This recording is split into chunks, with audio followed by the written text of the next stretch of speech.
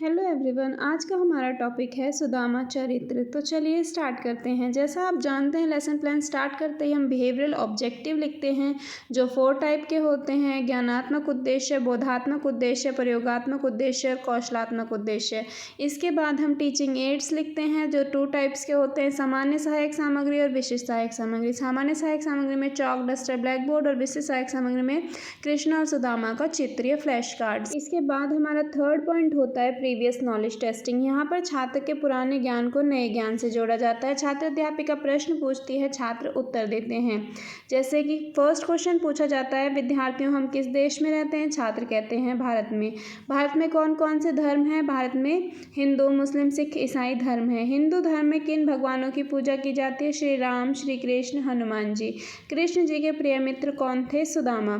सुदामा चरित्र कविता के विषय में आप जानते हैं, तो छात्र यहाँ पे मौन हो जाएंगे, यानी ये उनके लिए समस्यात्मक प्रश्न है और यहीं से हम अपने टॉपिक की अनाउंसमेंट करते हैं। जैसे बच्चों, आज हम सुदामा चरित्र नामक कविता के विषय में पढ़ेंगे।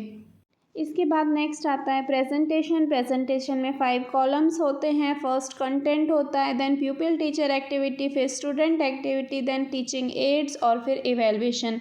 इसमें सबसे पहले हम कवि का परिचय लिखते हैं, उसके जीवन, मृत्यु, रचनाएं। जैसे टीचर एक्टिविटी में लिखेंगे, हिंदी साहित्य जगत में कवि नरोत्तम दास का नाम बड़े ही आदर और सम्मान के साथ लिया जाता है, जिन्होंने 1-2 रचना लिखकर अपना नाम हिंदी साहित्य में सुनिश्चित कर रखा है। आचार्य हजारी प्रसाद द्विवेदी ने इनका जन्म संवत 1545 में माना है। उत्तर प्रदेश सीतापुर जनपद में इनका जन्म विद्वानों द्वारा स्वीकार किया गया। इन्होंने अपनी रचनाओं में दोहा, कविता, सेवैयां, कुंडली, छंद आदि का सफल प्रयोग किया। इनकी रचनाएं हैं सुदामा चरित्र, ध्रुव चरित्र।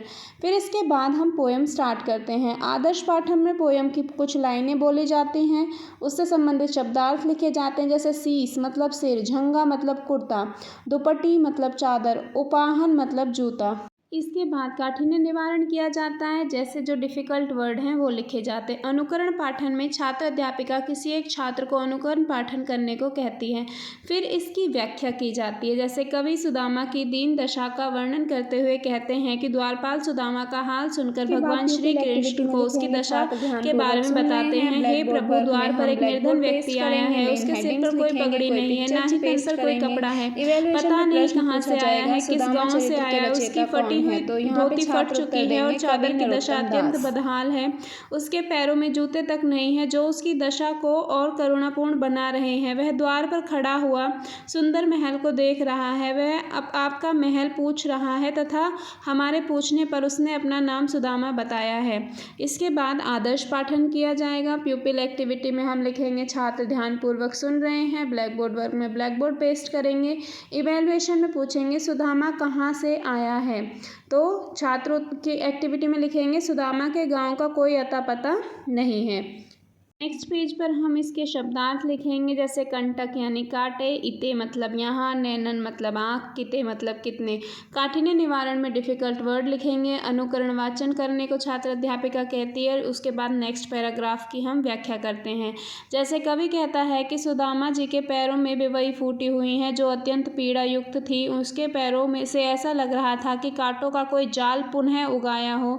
सुदामा को देखकर कृष्ण कहते हैं कि मित्र, ये तुमने कितने दुख प्राप्त कर लिए, तुमने यहाँ आने में कितने दिन व्यर्थ कर दिए। सुदामा की हालत देखकर श्री कृष्ण फूट फूट कर रोने लगे। उन्होंने ना पानी को हाथ लगाया, ना ही परात को हाथ लगाया। उन्होंने अपने नेत्रों के आंसुओं से अपने मित्र सुदामा के पैर धो डाले। और हम प्यूपिल एक्टिविटी में फिर से लिखेंगे, छात्र ध्यानपूर्वक सुन रहे हैं। ब्लैक बोर्ड वर्क में ब्लैक बोर्ड पेस्ट करेंगे। इवैल्यूएशन में प्रश्न पूछेंगे, श्री कृष्ण को भेंट किसने भेजी थी? छात्र लिखेंगे, सुदामा की पत्नी ने भेजी थी। इसके बाद नेक्स्ट पेज पे हमारा रिकैप्चुलेशन आता है। यहाँ पे छात्र अध्यापिका प्रश्न पूछती है, छात्र उत्तर देते हैं। जैसे वह प्रथम प्रश्न पूछती है, कृष्ण को भेंट किसने भेजी? छात्र उत्तर देते हैं, सुदामा की पत्नी ने। सुदामा ने पोटली कहाँ छुपा रखी थी? तो सुदामा ने पोटली अपनी बगल में छुपा रखी थी। इसके बाद होमवर्क दिया जाता है। होमवर्क 3 टाइप्स में दिया जाता है। पहले वेरी शॉर्ट आंसर टाइप पूछे जाते हैं, फिर शॉर्ट आंसर टाइप दिए जाते हैं, फिर बाद में छात्रों को निबंधात्मक प्रश्न दिए जाते हैं और उसके बाद 4th पॉइंट में कोई एक्टिविटी उनको दी जाती है। जैसे कृष्ण और सुदामा जी का चित्र बनाओ।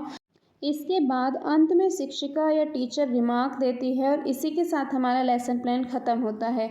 अगर आपको वीडियो अच्छी लगी हो तो चैनल को सब्सक्राइब करें, वीडियो को लाइक करें। Thank you for watching my video.